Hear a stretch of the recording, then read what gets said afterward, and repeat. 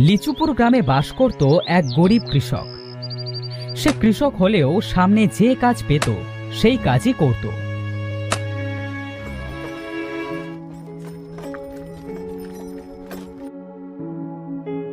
একদিন তার বউ বলল, ওগো, এভাবে আর কতদিন বাজার ঘাট করবে না শুনি? আজ বাড়িতে কোনো সবজি নেই, কি রান্না করব বলো তো? বউ, কোনো জায়গায় কোনো কাজ তো পাচ্ছি না। হাতে টাকা না থাকলে বাজারটা করি কি দিয়ে বলো তো? আমার নিত্যদিনের এই অভাব আর ভালো লাগছে না। কতদিন এই অভাবের যন্ত্রণা সহ্য করতে হবে তা কে জানে। দিবু মুখটা অন্ধকার করে বাইরে চলে এলো।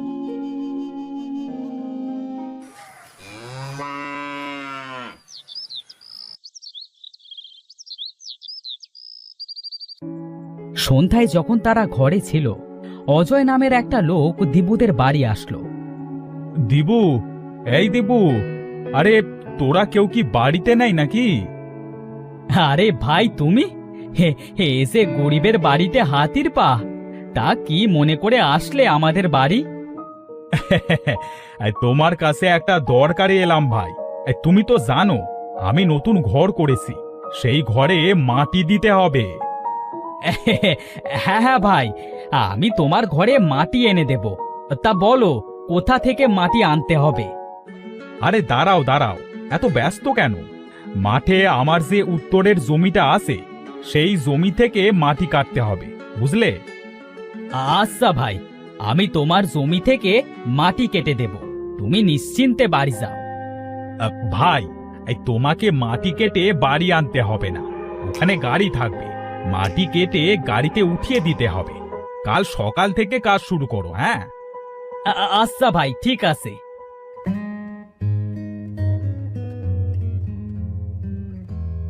ওগো, সৃষ্টিকর্তা মনে হয় এবার আমাদের দিকে চোখ তুলে তাকালেন। হ্যাঁ গিন্নি, কাল থেকে কাজে গেলে আমাদের খাবারের কষ্টটা মনে হয় কিছুটা কম হবে।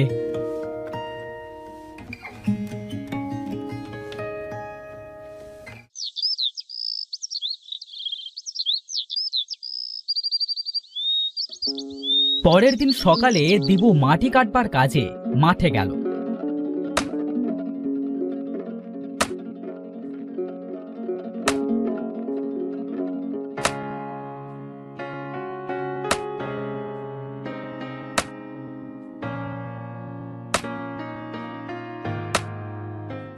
মাটি কাটতে কাটতে সে মাটির নিচে একটা ভাঙা পাতিল পেল। আরে, এটা তো একটা মাটির হাঁড়ি, তবে এর মুখের কাছে ভাঙা। এই ভাঙা পাতিল নিয়ে আর কি করব? ভাগ্যটাই যখন ভাঙা, তাহলে ভাঙা পাতিল ছাড়া আর কি বা জুটবে? ভাই, এই ভাঙা পাতিলটায় কি দেখছো? এটা রেখে তাড়াতাড়ি কাজ করো।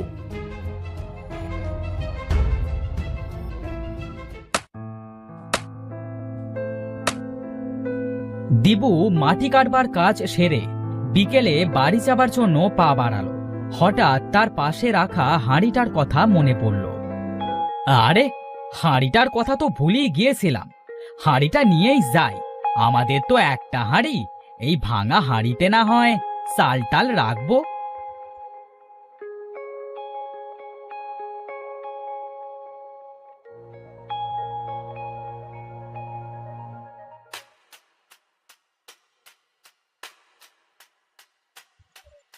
গিন্নি, ও গিন্নি, এই আমার জন্য একটু পানি নিয়ে এসো তো। এই নাও পানি।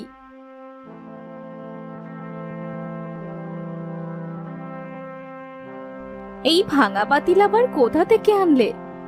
আর বলো না গিন্নি, মাটি কাটতে কাটতে পাতিলটা উঠে এসেছিল, তাই ফেলে না দিয়ে সাথে করে নিয়ে এলাম। ভালোই করেছো, চাল রাখার জন্য আমাদের ঘরে কিচ্ছুটি নেই, এটাই আমি চাল রাখবো। হ্যাঁ রাখো, সেটাই ভালো হবে। দিয়া পাতিলটা সুন্দর করে পরিষ্কার করে তাতে কিছু চাল রাখলো।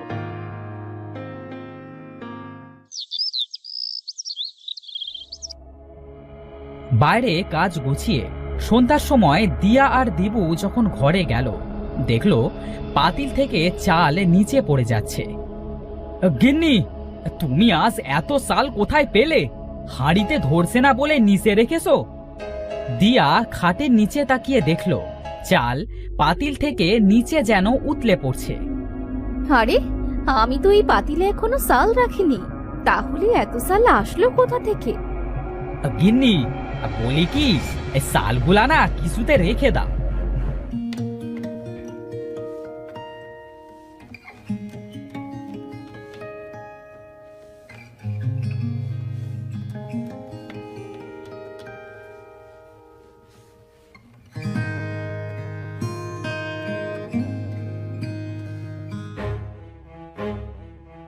আরে দেখো, এই পাতিল আবার চালে ভরে গেছে।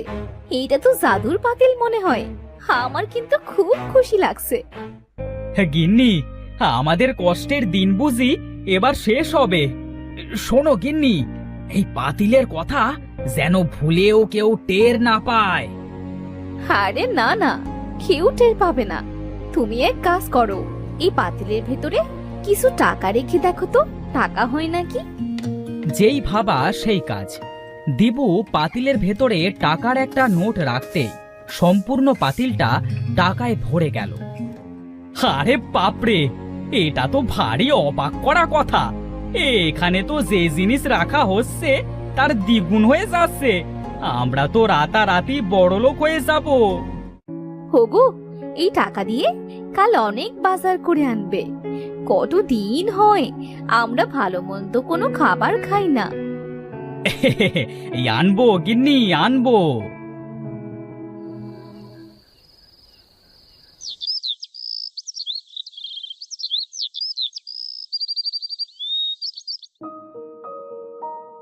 পরের দিন দিবুদের বাড়ি অনেক ভালো ভালো খাবারের আয়োজন করা হলো। দিয়া খেতে খেতে বলল, আহ, কত দিন পরে মনে হচ্ছে যেন অমৃত খাচ্ছি। খাবার আগেই যেন পেটটা ভরে গেছে। খাও গিন্নি, খাও। এখন থেকে যত খুশি তত খাবে। হোগো, এবার আমাদের এই ভাঙা বাড়িটা ভেঙে একটা সুন্দর দেখে বাড়ি করলে কেমন হয় বলো তো? কথা তো মন্দ বলনি। তাছাড়া এবার যদি ঝড় বৃষ্টি হয় তাহলে তো আমরা এই ঘরে থাকতেই পারবো না। দেখি, এই আমি কালই ঘরের মিস্ত্রির সাথে কথা বলবো। হ্যাঁ। পরের দিন দিবু ঘরের মিস্ত্রির সাথে কথা বলে তাদের সেই পুরনো বাড়িটা ভেঙে সেখানে একটা সুন্দর দেখে নতুন প্রাসাদ করলো। আশেপাশের মানুষ তো দিবুর আঙুল ফুলে কলাগাছ হওয়াটা দেখে স্বাভাবিকভাবে নিল না। ভাই, দেখেছিস, দিবু আমাদের মতো একজন গরিব কৃষক ছিল, আর হঠাৎ করে সে এত টাকার মালিক কিভাবে হলো? হ্যাঁ, সেটাই তো ভাই, গ্রামের সবাই তো তাই বলা বলি করছে। ভাই, আমরা আজ রাতে ওদের সব ঘর তল্লাশি করব। হ্যাঁ, দেখি এদের এত টাকার মালিক হবার কারণটা কি। হ্যাঁ হ্যাঁ ভাই, ঠিকই বলেছো। চলো আজ রাতে তাহলে গিয়ে দেখি ওদের টাকার রহস্যটা কি।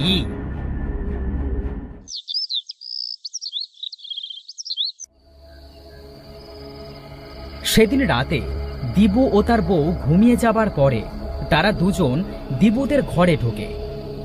ভাই, সাবধানে, ওরা যদি টের পেয়ে যায় তাহলে কিন্তু কেলেঙ্কারি হয়ে যাবে। হ্যাঁ ভাই, গ্রামে আমরা মুখ দেখাতে পারবো না। এবার কিন্তু আমার খুব ভয় করছে।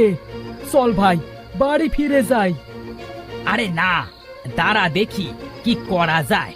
এই চল, ওই ঘরটায় দেখি।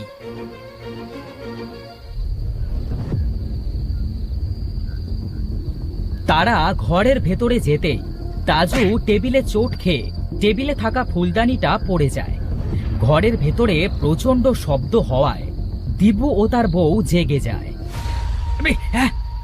গিন্নি, এই গিন্নি, তাড়াতাড়ি ওঠো, আমাদের বাড়িতে নিশ্চয়ই চোর টোর কিছু এসেছে। হ্যাঁ, মনে হচ্ছে আমাদের হাড়িটার খবর কেউ পেয়ে গেছে। তাড়াতাড়ি ওঠো। ভাই, তাড়াতাড়ি ওঠ, না হলে ওরা এক্ষুনি চলে আসবে। তারা দুজন দিবুরা আসার আগে ঘর থেকে বেরিয়ে গেল। দুজন ঘরে এসে দেখল একটা ফুলদানি ভাঙা, আর পাশে একটা বিড়াল ডাকছে। সাক, বাসা গেল। আমি তো ভাবলাম হাড়িটা বুঝি চোরে চুরি করতে এসেছে।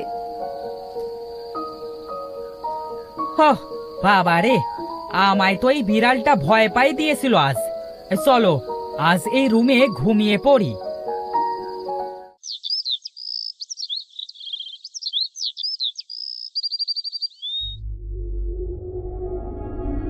গিন্নি, আমার অনেক টাকা চাই। এই টাকায় আমার আর হবে না। আমি প্রতিদিন হাড়ির ভেতরে একটা করে টাকা নোট দেব, আর 1 হাড়ি করে টাকা নেব। সেই টাকা দিয়ে আমি কোটি কোটি হব। ওগো, বলিয়ে তো লোভ করতে যেও না। বেশি লোভ করলে শেষে কিন্তু সব হারাতে হবে। আরে গিন্নি, তুমি এটাকে লোভ বলছো কেন?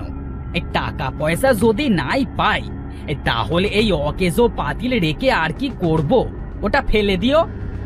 মুখে যা আসছে তাই বলে যাচ্ছ। স্যার শুনলে এত কিছু পেলে তাকেই কিনা আজ অকেজো বলছো? এই তুমি চুপ থাকো। পাতিলটা আমি পেয়েছিলাম, আমি। এটা মনে রেখো, আমি এটা দিয়ে যেটা খুশি সেটা করতে পারি। জ্ঞান দিচ্ছে। তাদের ঝগড়ার মাঝে একটা বুড়ি তাদের বাড়ি এসে বলল, মা, বাড়িতে কেউ আসো, আমাকে একটু সাহায্য করো মা। কি বলছো গো বুড়িমা? আমাকে একটু সাহায্য করো মা। আমার যে খুব খাবার কষ্ট, কিছু খাবার দেবে মা আমাকে? হ্যাঁ বুড়িমা, তুমি ভেতরে চলে এসো, আমি তোমাকে খাবার দিচ্ছি। দিয়া বুড়িকে নিয়ে ঘরের ভেতরে গেল। দিবু বুড়িকে দেখে বলল, এই কি হলো? এই বুড়িকে তুমি বাইরে থেকে বিদায় না করে ঘরের ভেতরে আনলে কেন? হ্যাঁ, কি বলছো তুমি বুড়িমার সামনে? ইনি ক্ষুধার্ত, তাই খেতে এনেছি। যাও, একে বাইরে খাবার দিয়ে বিদে করো। স্যা, স্যা, স্যা, স্যা, স্যা, কি ময়লা দেখতে। হ্যাঁ, থাক বাবারা, তোমরা আমার জন্য নিজেদের ভেতরে আর ঝগড়া করো না, আমি চলে যাচ্ছি। বুড়ি কথা বলে তাদের বাড়ি থেকে চলে গেল। দিবু দিয়াকে বলল, এই, তোমাকে আজ বলে দিলাম যে সে মানুষকে আমার বাড়িতে আনবে না, বুঝেছো? তুমি অনেক পাল্টে গেছো, আগের মতো আর নেই। আগে আমরা গরিব ছিলাম, তবে শান্তি ছিল। এখন এখন অনেক টাকা আমাদের, তবুও যেন কোনো শান্তি নেই। হ্যাঁ, যত সব অলুক্ষণে কথা। আমি এখন হাঁড়ির ভেতরে টাকা দেব। আমি ঘরে গেলাম, হাঁড়িটা নিয়ে এসো ঘরে। দিবু এই কথা বলে ঘরের ভেতরে চলে গেল। দিয়া হাঁড়িটা নিয়ে গেল দিবুর কাছে।